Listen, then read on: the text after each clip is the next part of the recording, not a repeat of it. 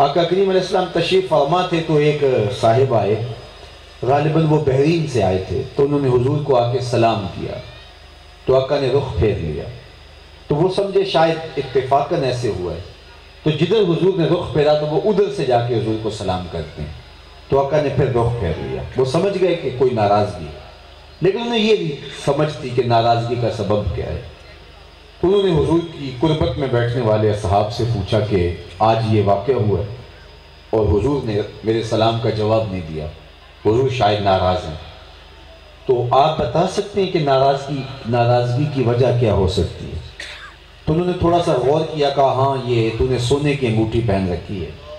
اور آقا کریم اس کو مردوں کے لیے منع کر چکے، ان الذھب والفضۃ حرام لذکور امتی، سونا چاندی میری امت کے مردوں کے لیے حرام کیا گیا۔ 4.5 ماشے سے کم وزن کی ایک انگوٹھی جائز رکھی گئی ہے، اور سونا تو بالکل منع کر دیا گیا، اور یہ گناہ بے لذت ہے، گناہ بھی ہو رہا ہے اور لذت بھی کوئی نہیں، فائدہ بھی کوئی نہیں، اور پھر حضور نے اس کو آتش دوزخ کا انگارہ قرار دیا، یہ جہنم کی آگ کا انگارہ ہے، تو تم نے یہ پہن رکھی ہے تو شاید حضور کی ناراضگی کا سبب یہ ہو۔ تم نے کہا مجھے تو پتہ نہیں تھا، خیر آگے بڑھے اور انگوٹھی اتار کے حضور کو پیش کرتے ہوئے کہا حضور شاید آپ کی ناراضگی کا سبب یہ ہو،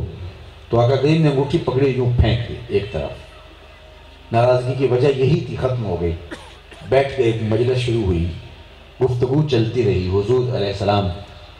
اپنے نور کلمات رحمت سے نوازتے رہے، خیر مجلس اختتام کو پہنچی، لوگ گھروں کو پلٹنے لگے،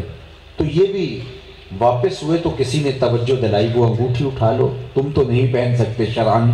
لیکن تمہاری بیوی تو پہن سکتی ہے، قیمتی دھات ہے، اٹھا لو۔ تو صحابی نے کیا جواب دیا سنیے، اور ذرا اپنے آپ کو اس جگہ پہ ایک لمحے کے لیے کھڑا کریے۔ تو حضور نے جو انگوٹھی پھینکی تھی تو کہا کسی صحابی نے اب وہ اٹھا لو، تمہاری بیوی پہن لے گی، قیمتی دھات ہے، تمہاری ملک ہے۔ تو اس نے کیا کہا واللہ لا آخذہ وقد طرحہ رسول اللہ صلی اللہ علیہ وسلم، اس نے کہا اللہ کی قسم پڑی رہے کبھی نہیں اٹھاؤں گا جس کو میرے حضور نے پھینک دیا، جس کو میرے حضور نے پھینک دیا اس کو میں کبھی نہیں اٹھاؤں گا۔ ہم پھر اپنے آپ کو ضمیر کی عدالت میں کھڑا کر کے دیکھیں، ہم نے کوئی ایسی چیز تو نہیں اٹھا رکھی جس کو حضور نے پھینک دیا ہو۔ میں اپنے اندر اتروں، آپ اپنے اندر اتریں، اپنی عادات میں دیکھیں، ہم نے کوئی ایسی عادت تو نہیں اٹھا رکھی جس کو حضور نے پھینک دیا ہو۔ اپنے دوستوں، اپنے رویوں، اپنے طرز زندگی، اپنے انداز معاشرت، اپنی رسوم و رواج، سب پر غور کریں، ہم نے کوئی ایسی چیز تو نہیں اٹھا رکھی جس کو حضور نے پھینک دیا ہو، اور اگر ایسی چیزیں ہم نے اٹھا رکھی ہیں جو حضور نے پھینک دی ہیں تو پھر کہیں کہ حضور کی رحمت نہیں برستی ہمارے اوپر، تو پھر یہ حق ہمیں نہیں ہے بات کرنے کا۔ اس نے کہا پڑی رہے، سونا ہے، ہیرا ہے، موتی ہے، لال ہے، پکھراج ہے، نیلم ہے، کچھ بھی ہے، پڑا رہے،